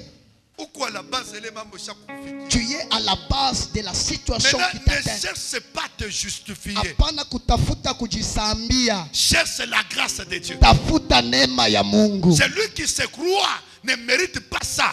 Ula anajaminia ke La grâce de Dieu astahili. s'éloigne de lui. Neema ya Mungu inaenda mbali naye. Seigneur, Père, moi je ne sais pas. mais fais-moi grâce. Unifanzie neema. Maintenant, il y a ce que nous appelons Kuko ile tunaita l'imputation. aliko. Vous allez lire le Romains chapitre 3 tout entier. Tasoma wa Roma Maintenant, 3 Yesu yote. anabeba mateso yangu. Anabeba ma douleur butasa bwangu ne bubeba. Anabeba bile yote ni mérité. Maintenant, lui n'a pas mérité butasa. Il n'a pas mérité la souffrance. Il a mérité la gloire. Il a mérité la justice. Il a mérité la grandeur. Il a mérité tout. Tout ce que lui il a mérité, il prend ça. Il me donne ça. Amen. Il prend ce que moi j'ai mérité. Anabeba bila mimi Il nastahili. prend ça dans son corps. Il se charge chez lui dans son corps. Ce que lui il a mérité, Ce que lui anastahili. la gloire. Utukufu. Il n'a pas mérité la mort. Ashikustahili kufa. Il n'a pas mérité de prendre nos péchés. Ashikustahili kubeba mazambi Il yetu. n'a pas mérité bamuchambula kumsalaba. Il n'a pas mérité qu'on l'insulte à la Tout croix. ce qu'il a, il a fait. Vyote vile C'est ce vilimufikia que moi j'ai ni mérité. vile mimi nilistahili. Maintenant, le salut vient Sasa okovu quand inakuja je me regarde wakati mimi que j'ai najiangalia mérité ça. na mimi nasema mimi nilistahili J'ai hii. besoin de la grâce. Niko lazima na neema. C'est alors la puissance de l'œuvre de la croix. Jo kwa maana sasa uwezo wa kazi ya Vient, kumsalaba il prend mes péchés. inakuya inabeba zambi yangu, Il prend mes douleurs. inabeba maumivu yangu, Il prend mes blocages. inabeba mabifungo vyangu, Il prend ma malédiction. inabeba laana yangu, Il prend l'héritage de la famille. inabeba ile urithi ya familia, Il prend le sang que j'avais versé. inabeba ile damu nilimwanga. C'est pourquoi je vous avais dit, Jo kwa maana nilimiambia quand vous croyez, wakati mnaamini vous êtes justifié. mnahesabiwa haki. Vous êtes justifié comment? Mnahesabiwa haki je? Par la grâce. Kupitia neema. Non pas parce que vous avez fait le bien. Hapana ndio ulifanya Ah, vizuri, par la grâce. kwa neema tu Vous êtes justifié mnahesabiwa par haki la grâce. kwa neema. Comment? Je, En croyant mkuamini à l'œuvre kukazi de la justification ya usabiwa que haki Jésus a fait sur ile la Yesu croix. alifanya kumsalaba. C'est-à-dire ceci, c'est Ni clair. kusema hivi ni wazi, Nous avons mérité. je tulistahili Lui vyote, n'a pas mérité. ye Pour ashikustahili. nous sauver, Njoo il kutokoa, a pris ce que nous avons mérité. alibeba bila sisi ulistahili. Maintenant, si je crois Kama minaamini que Jésus ya kusema est Yesu mort pour moi eko pale juu yangu, directement, mara moya je suis sauvé. minaokolewa, Je suis justifié. minahesabiwa haki. Et quand je suis justifié, Wakati minahesabiwa haki, en me repentant, mkutubu kwangu, Dieu Mungu me pardonne ananisamea de tous mes péchés. kwa dhambi yangu Hata yote. kama niliwaka bantu mili, Même si j'avais tué hata mille kama personnes, nilitoshaka damu, même si j'avais niliwaka kama nilifanya kama j'avais tué, kendaka kwa mfumu, je suis allé chez un nilifanya défunt, kama yote nilifanya. j'ai tout fait. Une fois je crois à l'œuvre de la croix. Mara moja mimi naamini kazi ya Dieu kumsalaba Mungu anasabwa ile mambo. il C'est-à-dire, celui qui est oublie justifié, toutes ces choses. c'est une personne Ni que muntu Dieu commence à regarder ule anaanza kuangalia en Jésus. mu Yesu Il n'a jamais fait ça. ya kusema ashafanyaka hiki kintu Parce que tu es lavé, juu unatakaswa, sanctifié et unaoshewa purifié. na unaoshewa. Et Dieu te hata ukumbukaka se unaenda kwa mfumu ana mérité. Na zambi na mérite ile yote nzambe akulimeritaka. Lui il a pris ça Amen. dans son compte. Amen. Maintenant, je te pose la question. Minakuuliza Tu vas sasa, me dire, papa, utaniambia mais il baba, a pris ça. il a pris ça. Pourquoi je continue à souffrir? Jua nini mimi naendelea? Deuxième élément que je t'avais prêché, Hatua ya pili c'est nilikufundisha l'œuvre de la sanctification. ni kazi ya kutakaswa. Maintenant, la sanctification Sasa utakaso par la foi, kwa imani au travers de la puissance du Saint-Esprit, kupitia kazi uwezo wa Roho ça doit Mtakatifu se faire inapasha kufanika par la foi kupitia et imani par l'onction du na Saint-Esprit, kupitia upako wa Roho au Mtakatifu, travers de la prière. kupitia maombi. Maintenant, tu commences à prier. Unaanza kuomba, Tu commences à proclamer la parole. unaanza kutangaza neno. Seigneur Jésus, Bwana Yesu, je Tu es mort à la croix. Ulikufa À kumsalaba. cause de moi. Njuu yangu. Parce que tu es mort. Njuu vile ulikufa. Je ne mérite pas Mishistahili. la stérilité. Butasa. Je ne mérite pas Shistahili. la pauvreté. Bumaskini. Parce que j'ai cru en toi. Njuu miliaminia kwako. Ici tu peux prier. Hapa unaweza Je ne kuomba. mérite pas Ishistahili. à cause de ta grâce. À cause ya À neema. cause de l'œuvre de la À croix. cause ya kazi ya Non pas à kumsalaba. cause de mes œuvres. Hapana kupitia matendo. Ah. Jésus. Maintenant je peux prier. Hapa mimi naweza kuomba. Mes enfants Batoto ne yangu méritent pas ça. abastahili. Parce que tu es mort à la croix. Njuu ulikufa kumsalaba. Je ne mérite pas la pauvreté. Sistahili Parce que bumaskini. tu t'es fait pauvre. Njuu ulidifanya kwa Pour que je maskini. sois riche. Njuu mimi nitajirike. Maintenant ici, Hapa sasa tout hivi c'est par la grâce. vyote ni kwa Au neema, travers de la foi. kupitia imani, Par l'obéissance. kwa utifu. Maintenant ne te regarde pas comme quelqu'un qui mérite. Hapana kujangalia sa mtu anastahili. Pourquoi la grâce s'éloigne loin de vous? Njua nini neema iko mbali nasi? Parce que quand tu viens donner ton offrande, Njua wakati unakuwa kuleta sadaka yako, tu te dis, unasema je mérite la bénédiction. mimi nastahili baraka. Tu n'auras pas la bénédiction. Hautapokea baraka, Tu n'auras pas la bénédiction. hautapokea Tu baraka. viens donner ta dîme. Unakuwa kuleta Tu dis, chekumi, je mérite la bénédiction. unasema mimi nastahili Tu n'auras pas la baraka. bénédiction. Hautapokea Tu baraka. dois marcher avec la conscience de la grâce. Unapaswa kutembea na Si hekima tu ya as neno. travaillé, Kama ulitumika, tu as reçu l'argent, ulipokea makuta, c'est parce que la grâce ni njoo neema de Dieu était sur toi. ya Mungu ilikuwa yule Et yako. quand tu viens payer ta dîme, Wakati unakuwa kuleta chekumi, viens avec la pensée kuya na ile wazo de la grâce de Dieu. ya neema ya Mungu, Et ce que tu donnes, na kile tu ne unaleta l'as pas mérité. au kistahili, C'est par la ni grâce kwa neema que tu as reçu. kule ulipokea. Si je prêche bien, Kama mimi nahubiri c'est mzuri, par la grâce ni kwa neema tu. que je vous enseigne Ile bien. mimi nimefundisha mzuri. Si je prie bien, Kama mimi naomba c'est mzuri, par la ni grâce kwa neema que je prie. kule mimi naomba. Et quand j'ai la conscience de la grâce, Wakati ni kuna ile hekima ya je le neno, fais par la foi, nifanya kwa par imani, l'œuvre de la kupitia croix. kazi ya kumsalaba ya imani. Je ne sais pas si vous m'avez saisi. C'est clair. Ni wazi. Hein? Amen. Ah. Ok, c'est pourquoi je vous avais dit, Ndio kwa maana nilimiambia, quand tu donnes ton action de grâce, wakati unaleta tendo yako ya dis c'est par shukrani, la grâce. sema tu ni Si neema. tu payes ta dîme, Kama unapeleka parce chekumi, que Dieu a ouvert les portes. ni njoo Mungu alifungula milango. Si tu es en bonne santé, Kama uko na afya c'est parce que njema, Dieu t'a gardé. ni njoo Mungu Si tu alikukinga. as mis au monde, Kama c'est ulizala, parce que Dieu t'a donné les enfants. ni njoo Mungu alikupa watoto. Tout ce que tu dois faire, Vyote unapaswa c'est kufanya par la grâce. ni kwa neema. Et si tu enlèves la grâce, Kama unatosha kwa neema, tout tombe. vyote vinaanguka. Tu n'as plus de valeur. Hauna tena na C'est bei. pourquoi l'église, Kanisa, le fondement de l'église, msingi ya kanisa c'est la grâce. ni neema.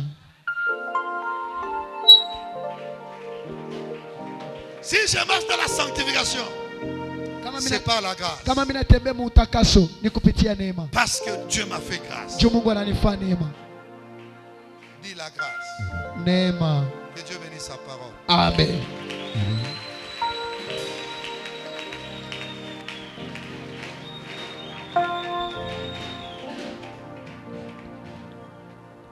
Neema yako yatosha. Utaenda kusoma Romains chapitre 3 yote mzima. Vous allez voir l'imputation. L'imputation, ça veut dire tout simplement. Là, qu'est-ce qui est imputé? Imputé, je l'ai expliqué, le mot imputé, c'est te donner. C'est-à-dire, je prends ma chose, je te donne. Ça imputé. Okay. Inclus nos têtes dans la prière.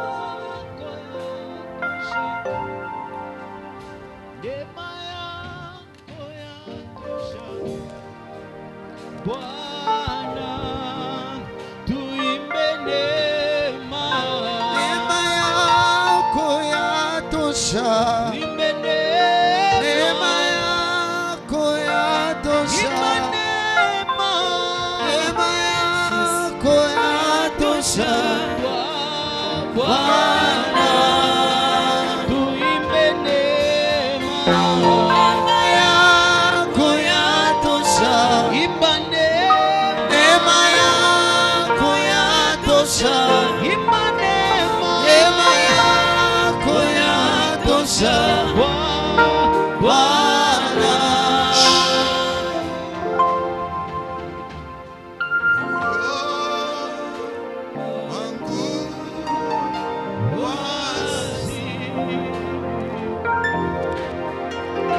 Moyo wangu wa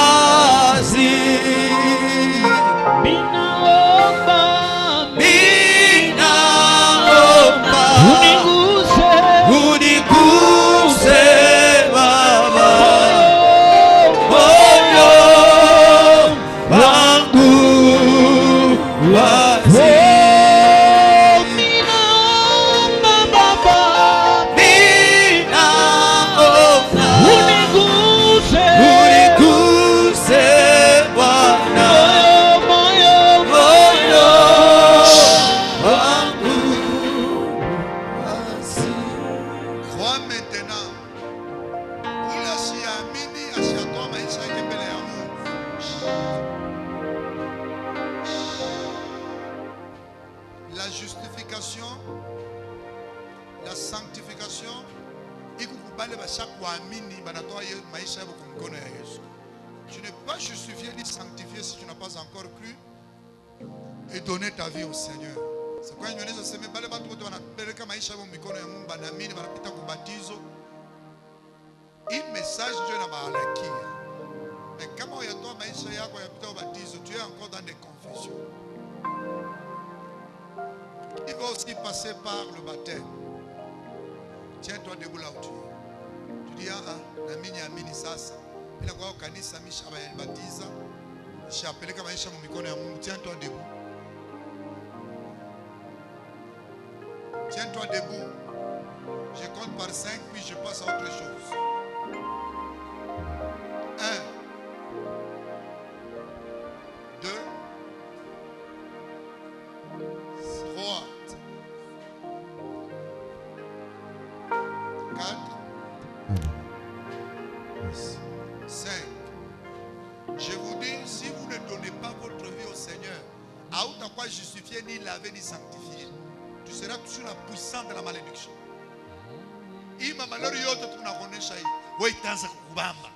Parce que tu n'es pas un enfant de Dieu. Enseignement, c'est pour les enfants de Dieu. Parce que tu n'as pas encore donné ta vie à Jésus.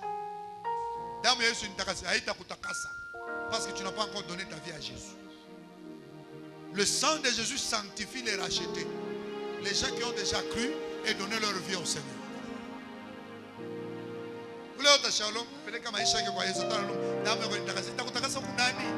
Ça lave les rachetés. On acclame très fort pour ses frères.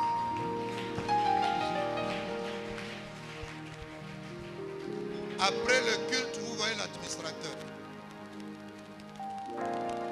Ils vont vous orienter. Dans 2 semaines, vous allez passer par le baptême. Après l'enseignement, j'irai vous baptiser moi-même. Il faut ne pas les charger même. Que Dieu vous bénisse. Après culte, nous montrons Kabisa, administrateur. Kashimama, Tamonae, Papa Thierry, vous allez les voir. Maintenant, nous allons incliner nos têtes dans la prière.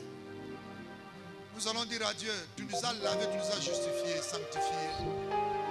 Et condamnation. Shimama Yulu. Shimama Yulu.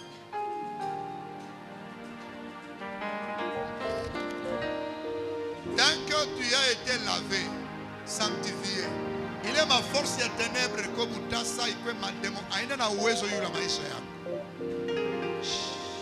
Mwache Mungu nasimama mambo amani. Vile ulikuwa justifié, sanctifié, purifié. Maintenant ma puissance et ténèbres aina na uwezo. Je parle mina introduit notion de sanctification par la prière. C'est-à-dire que tu vas prier. Tu demandes à Dieu d'enlever tout le mal qui est dans ton corps. D'enlever le mal qui est dans ton esprit, ton âme. Il y a des démons, il y a un pouvoir de na kuikala. Ni malédiction en famille.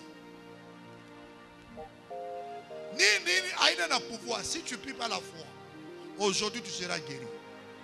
Si tu pries par la foi, aujourd'hui tu seras béni. Si tu pries par la foi, Dieu t'a déjà pardonné.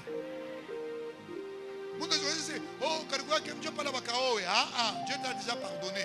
Le sang t'a déjà lavé. On a mérité ma cause. On a mérité par cause de la grâce. Ne te condamne pas du mal que tu avais fait. Maintenant, regarde maintenant la grâce. Aime Jésus. Demande que le sang de Jésus te lave. Et tu pries. Sitasumbuka kwa kuwa Mungu ni baba yangu kabisa.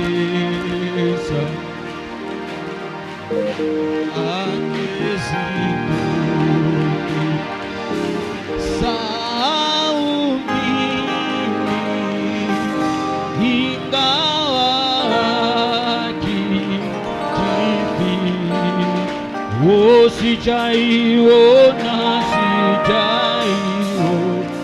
ingine sina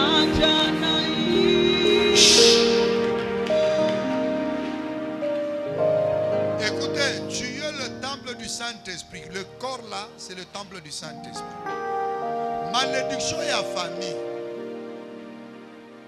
Pour l'autre, abuna na nguvu. Wencho kunebwacha muikale mu maisha yako.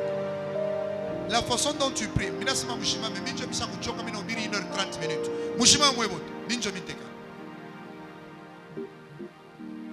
Faites une prière autorité. Déclare la parole de Dieu. Dis non à la pauvreté. Dis non à la malédiction. Dis non aux mauvaises pensées.